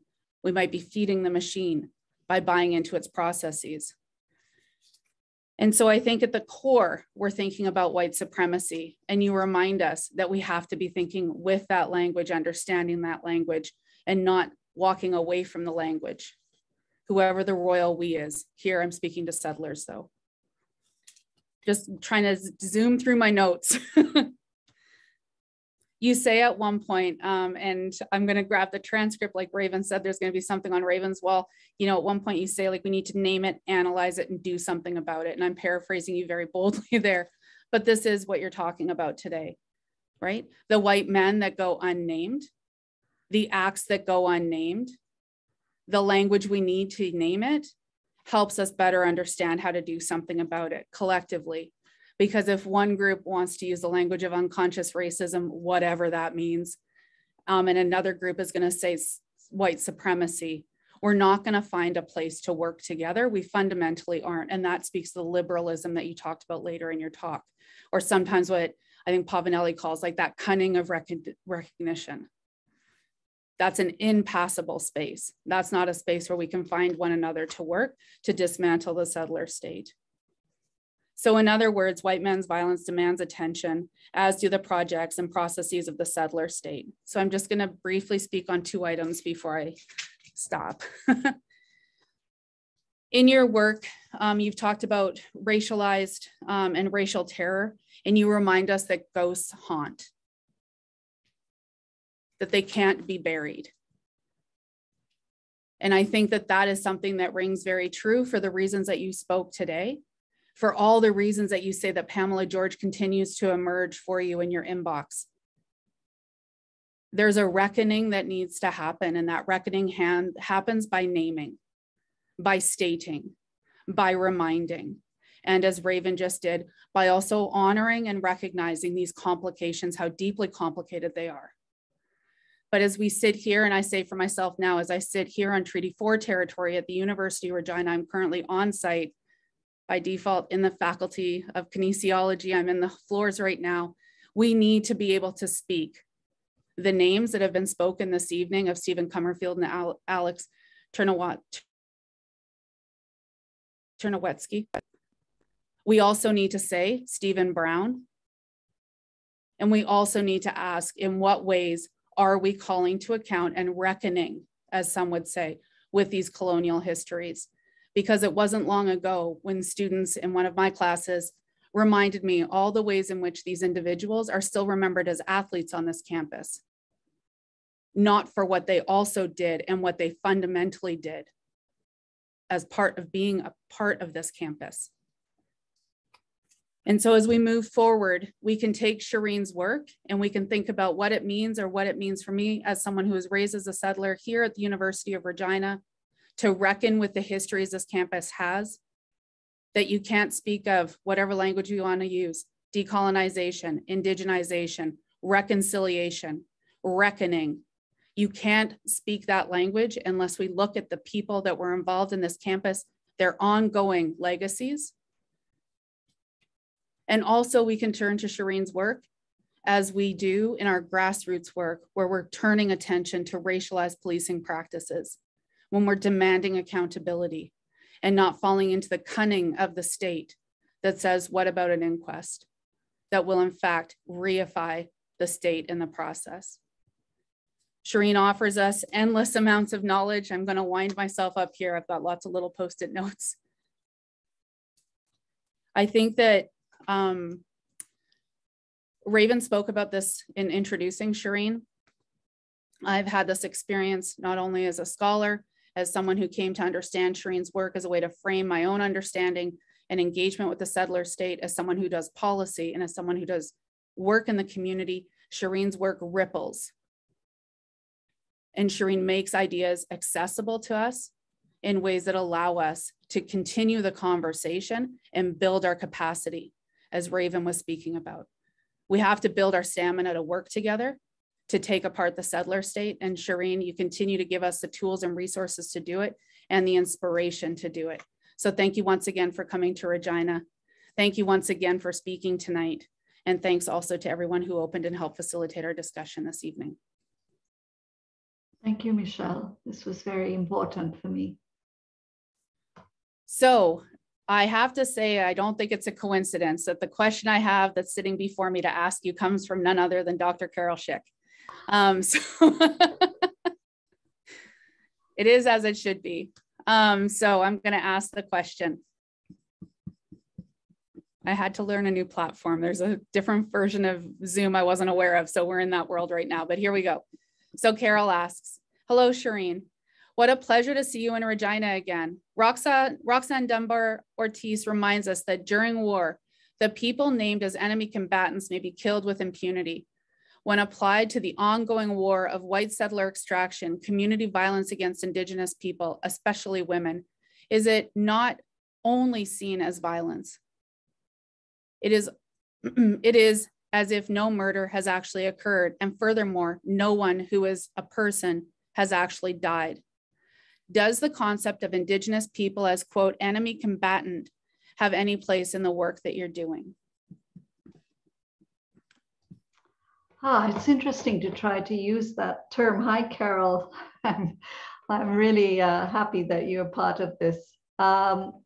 Enemy combatants, it's hard, you know, because every time you use sort of phrases that come straight out of war, it seems to usher in a kind of analysis that you might not want. This is a war. It is useful to think of it as a war. This is a war between occupiers and occupied. That is exactly what it is. And you know, Indigenous women are spoils of war. It's a war that's without end. It's going on for a very long time. So it is useful, although I'm not sure if I would use enemy combatants, but it is very useful to invoke the idea of war and to remind people that this is an occupation, because that is what the settler state does not grant. Do you remember all those major settler speakers saying that this was peaceful and this was coexistence and we developed it and they developed it and all of this nonsense? This is the liberal talk of the settler state. So it is good to talk back and say, no, this is an occupation and this involves occupied and occupier, and it brings with it that kind of violence. So I think it is really good to remind ourselves of that. I recently, I read today actually in The Nation, a very brilliant piece on anti-Asian hate and the killing of Asian women. And the writer said, you know, we should remember what Asian women meant to white men during wars, how they treated them and what their definitions were, and you know, and that we've inherited all of that, and it's still going on, and the wars are still going on. So it should not be any surprise to us that Asian women are being killed on the streets of the United States. And I think that goes triple or multiple for Indigenous women.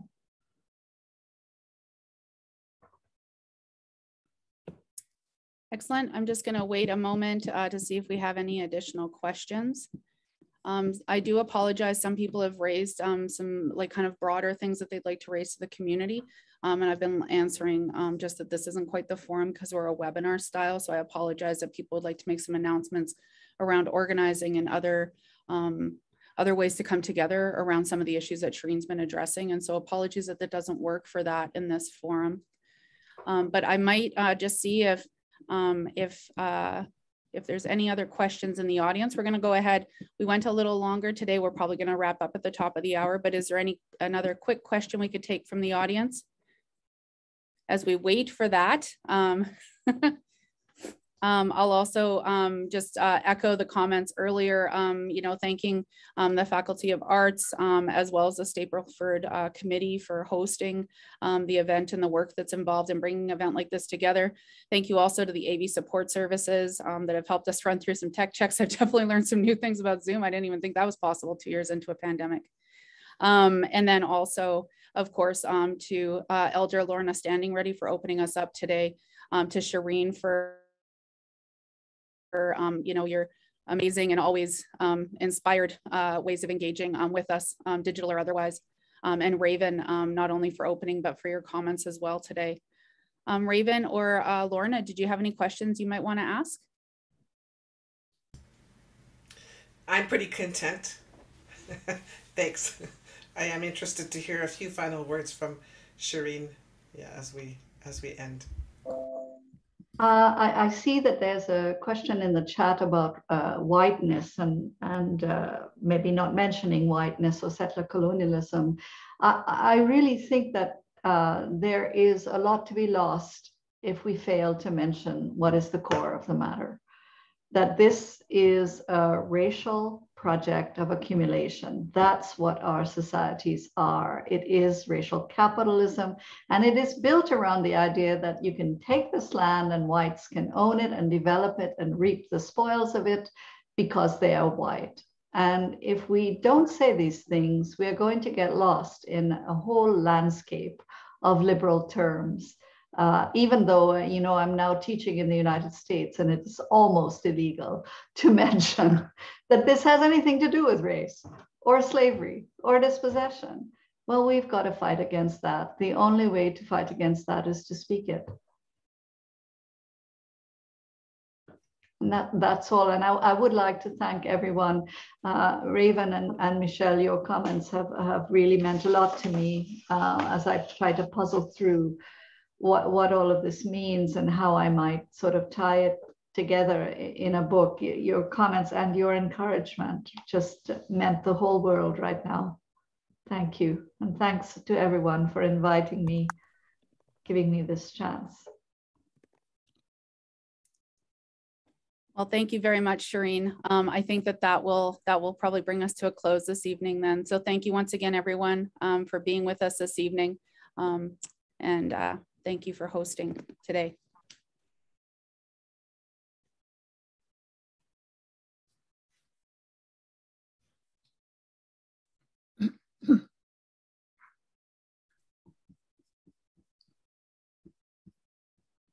Do we have some time left? Sure. Yeah, I was just wanting to know if you wanted me to say a short little prayer. Yeah, that would be wonderful, Lorna. Just to close it off. Thank you. This has been a very heartfelt situation, very strong words that hit my heart. And what about what happened to us in residential school?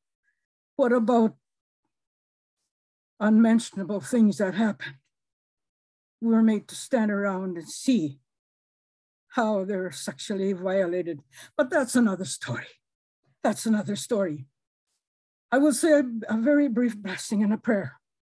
Megwich, Gishimanicho, Megwich for this evening's lecture, a lecture that has hit home, they say, that has touched both me and my little spirit. But we are strong together. We've come through lots, and we thank you for the strength and for the wisdom of our speakers this evening. The courage to come and use words to open up our minds. And our forgetfulness of the past has come again. Yes, there's lessons for all here. We thank you for that. We thank you for giving us the stamina, the strength, the courage to continue to listen till it's over for the evening. Megwich for all those who attended. Megwich for each and every one of us here to give each other strength, to go on and to learn and to respect what has been said. We thank you for the speaker. We thank you for that courage to continue on with life. Be with us now as we go home to our home fires, and bless each and every one of us, and bless us with some comfort and some courage and a peacefulness tonight to acknowledge and yet to respect what we've heard. Be with us now. Hi, hi, hi, hi. Megwich, Megwich, Open. And a homeland. That's it. Gwichlana.